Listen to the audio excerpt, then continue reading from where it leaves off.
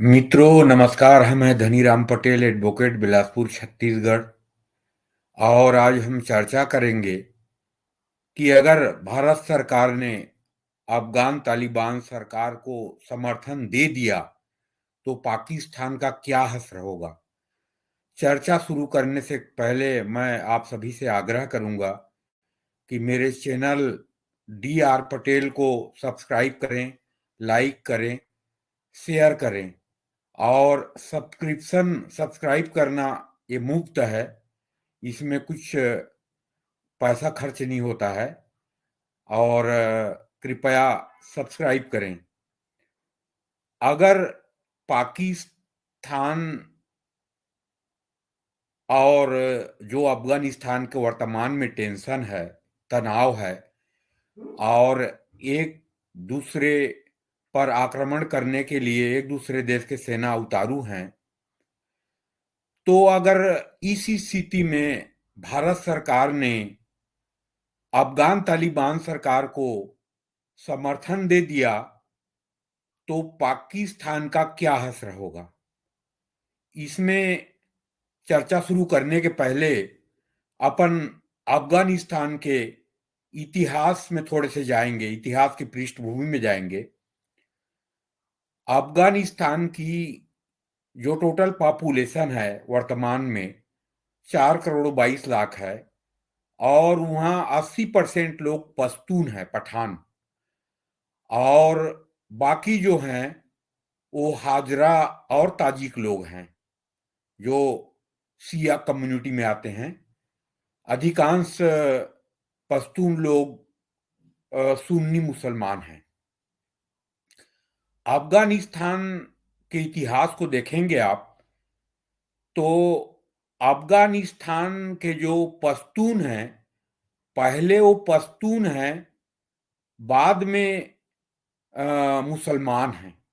अपने जाति जो आइडेंटिटी है उसको भूलते नहीं है। जैसे कुर्द लोग जो हैं वो मुसलमान हैं, सुन्नी मुसलमान हैं, लेकिन अपनी कुर्द जाति को भूलते नहीं है और गर्व अनुभव करते हैं। जैसे अरबी लोग मुसलमान हैं, इस्लाम की शुरुआत वहीं से हुआ, लेकिन इस्लाम के अनुयायी होने के साथ साथ अपने आप को अरबी मानते हैं और अपने आप को अन्य इस्लामिक लोगों से श्रेष्ठ मानते हैं। इसमें कोई संदेह नहीं है। तो पश्तून लोग 11वीं 12वीं शताब्दी में, जो इतिहास बताता है, इस्लाम स्वीकार किया। और उसके पहले भी 3000 साल से उनकी जातीय आइडेंटिटी और स्वाभिमान है और लगातार चलते आ रहा है। लेकिन जब उन्होंने इस्लाम स्वीकार किया उसके बाद वहाँ कई किंगडम बने, राज्य बने, राजा बने और उन्होंने शासन किया। आज अफगानिस्तान को बोला जाता है कि दुनिया के महाशक्तियों की कब्रगाह। ये क्यों बोला जाता है कि सबसे पहले ब्रिटेन ने अफगानिस्तान को कब्जा करने का प्रयास किया और उस कब्जे करने के प्रयास में, अपने अधीन करने के प्रयास में 3 एंग्लो अफगान युद्ध हुआ। और तीनों युद्ध में पूर्ण रूप से ब्रिटेन नहीं जीत पाई। और दूसरे एंग्लो अफगान युद्ध में 1879 में कुछ हद तक विजयी प्राप्त किया ब्रिटेन ने और एक संधि हुई। उस संधि के तहत अफगानिस्तान ब्रिटेन के पूर्ण रूप से अधीन नहीं हुआ, उसके एक संरक्षित राष्ट्र बना। और विदेश मामलों में नियंत्रण ब्रिटिश साम्राज्य की होती थी, बाकी जो इंटरनल मैटर थे, आंतरिक मामले थे, उसमें स्वतंत्र थे। उसके बाद ब्रिटिश लोगों ने संघर्ष किया और जो संरक्षित देश की जो दर्जा था अफगानिस्तान को, उसको भी ब्रिटिश सरकार को 19 अगस्त 1919 को आजाद करना पड़ा अफगानिस्तान को, और अफगानिस्तान पूर्ण रूप से स्वतंत्र राष्ट्र बन गया 19 अगस्त 1919 को। अमेरिका, ब्रिटेन, फ्रांस सब ने मान्यता दिया, रिकॉग्नाइज किया। यहां पे अफगानिस्तान के जो है इतिहास है, उसके साथ साथ हमें पाकिस्तान के इतिहास को भी देखना पड़ेगा। पाकिस्तान का इतिहास है 14 अगस्त 1947, इंक्लूडिंग बांग्लादेश भी था उसमें, बाद में बांग्लादेश अलग बना। और मुस्लिम लीग के आंदोलन के बदौलत जो पाकिस्तान बना, वो पाकिस्तान मुस्लिम लीग के समय से अफगान हीरो हैं, मोहम्मद गोरी, मोहम्मद गजनवी और बाबर, इन तीनों को मुस्लिम लीग अपना हीरो मानती थी, जो अफगानिस्तान के हीरो हैं, जिन्होंने भारत में आतंक मचाया और नरसंहार किया। ये एक अलग इतिहास है, उसमें चर्चा नहीं करेंगे। लेकिन आज दुर्भाग्य देखिए कि वही अफगानिस्तान आज बोल रहा है, तालिबान सरकार, कि मोहम्मद गोरी, गजनवी और बाबर ये हमारे हीरो हैं, अब्दाली हमारे हीरो हैं, तुम्हारे हीरो नहीं हैं। और पाकिस्तान के विदेश मंत्री ने भी स्वीकार किया, मोहम्मद गजनवी, मोहम्मद गोरी खलनायक है करके। और ये विवाद अभी तब से शुरू हुआ कि पाकिस्तान के पक्तिका जो स्टेट है, वहां पे 26 दिसंबर 2024 को पाकिस्तान ने एयर स्ट्राइक किया। और एयर स्ट्राइक करने का उद्देश्य ये था चीन को खुश करना, कि जो तालिबानी आतंकवादी और बीएलए के आतंकवादी जो चीनी वहां जो कंस्ट्रक्शन कार्य में लगे हैं, इंजीनियर और जो वहां के अधिकारी लगे हैं, उन पे हत्या करता है, ये लोग करते हैं। ये जो तहरीके तालिबान पाकिस्तान और बीएलए के आतंकवादी करते हैं, जो अफगानिस्तान में छुपे हैं, इसलिए हमने हमला किया। आप लोग इतिहास में सब जानते हैं कि अमेरिकन डॉलर के लिए अफगानियों को कैसे यूज किया है पाकिस्तान ने। वो शुरू होता है 1979 में, जब सोवियत संघ ने अपने कठपुतली सरकार बनाया, वहां सैनिक हस्तक्षेप किया अफगानिस्तान में, जो 1989 तक रही, 10 साल, अंत में छोड़ के भागना पड़ा। तो उस समय अमेरिका से सहायता लेके, डॉलर लेके पाकिस्तान ने तालिबान खड़े किया और टीटीपी खड़े किया, जो सोवियत संघ के खिलाफ लड़े, और अंत में सोवियत संघ को भागना पड़ा।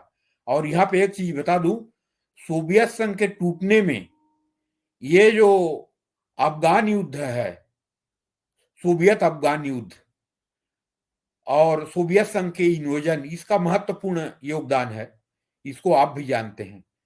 उसके बाद जब अल कायदा ने हमला किया अमेरिका के ट्विन टावर में 2001 में, और ट्विन टावर का ध्वंस हुआ और 3500 लोग मारे गए अमेरिकन।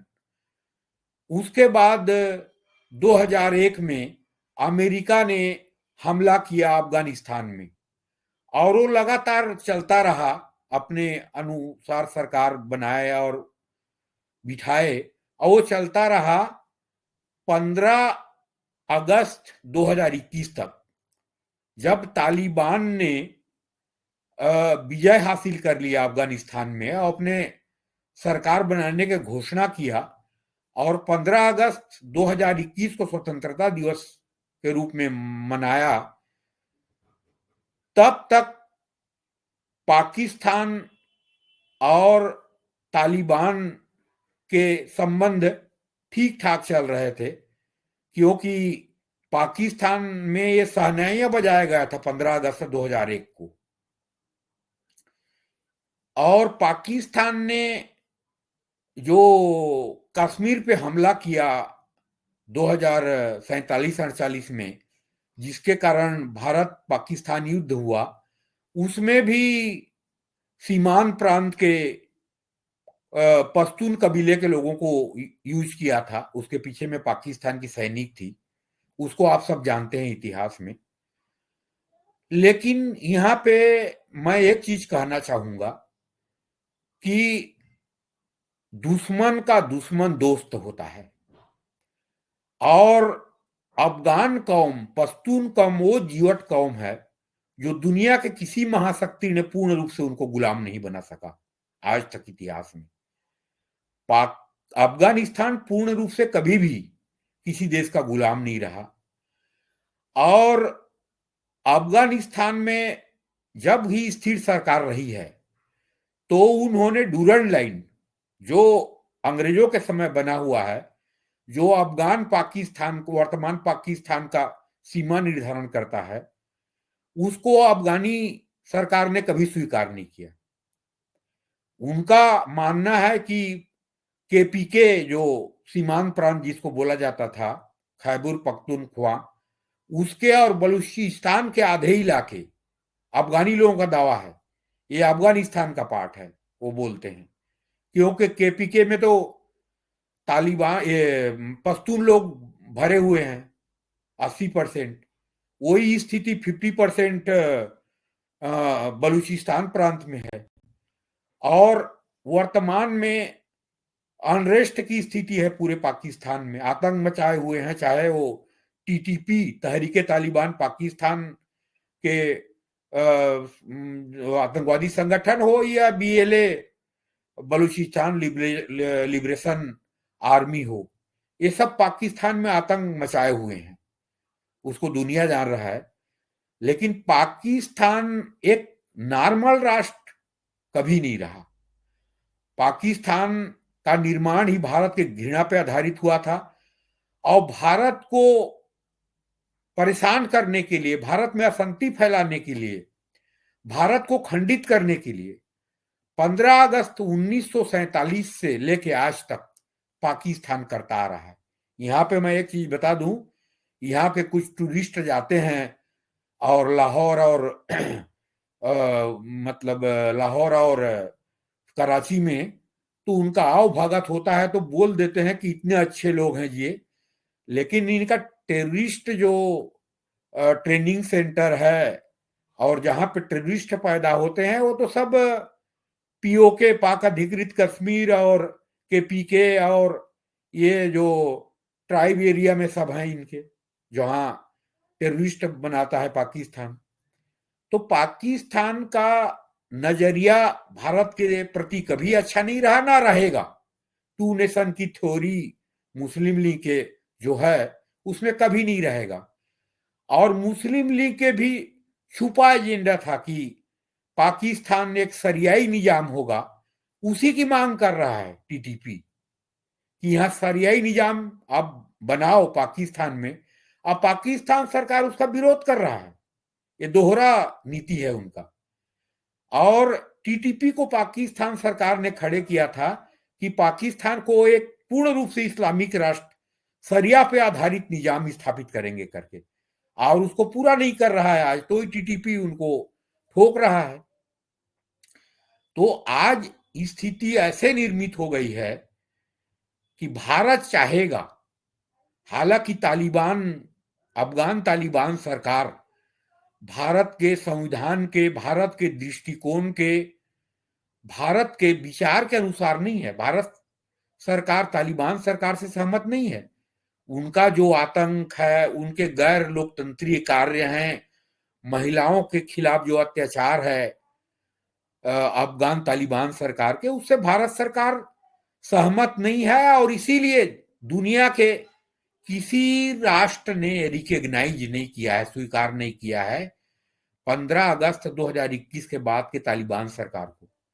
हालांकि अनाधिकृत रूप से दूतावास पाकिस्तान के, कतर के, सऊदी अरेबिया के 2-4 इस्लामिक राष्ट्रों का है वहां पे, लेकिन रिकॉग्नाइज दुनिया के किसी राष्ट्र ने नहीं किया है।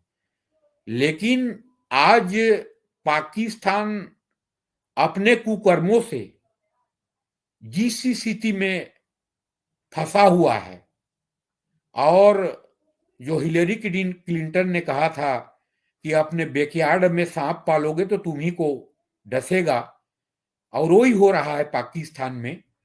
और बीएलए और टीटीपी और अब पक्तिका प्रांत में हमला के बाद जो जिसमें 46 लोग मारे गए, अब तालिबान सरकार पाकिस्तान से पूर्ण युद्ध चाहता है। और भारत आज चाहे तो तालिबान सरकार के माध्यम से पाकिस्तान के खिलाफ जो चाहे कर सकता है, लेकिन भारत ऐसा करेगा नहीं। लेकिन जो रणनीति पाकिस्तान अपनाता है भारत को डिस्टर्ब करने के लिए, वो रणनीति तो भारत भी अपनाएगा। और अभी जो स्थिति है पाकिस्तान की, और भारत के खिलाफ अभी भी जो कर रहा है, चाहे कश्मीर में हो, चाहे अन्य जगहों पे हो, पंजाब में हो, पाकिस्तान जो कर रहा है उसका तो बदला भारत सरकार चाहे तो ले सकता है। हालांकि भारत सरकार ऐसे कार्यों में विश्वास नहीं रखता है, वो आप भी जानते हैं। लेकिन भारत सरकार चाहे तो तालिबान सरकार के माध्यम से पाकिस्तान के ईंट से ईंट बजा सकता है,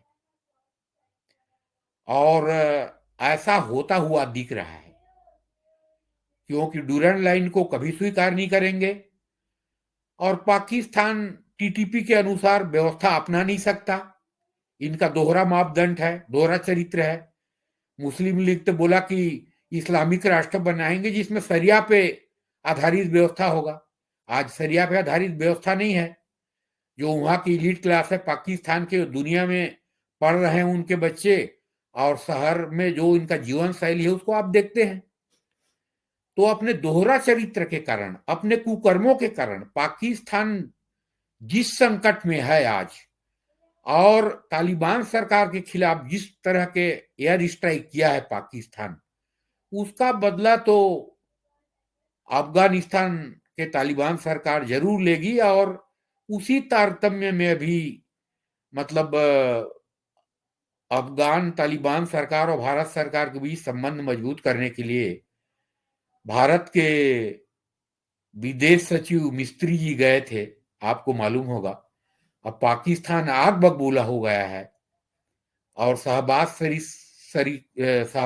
शरीफ सरकार खून के आंसू रो रही है, और उनको रोना पड़ेगा उनके जो कार्य हैं उससे।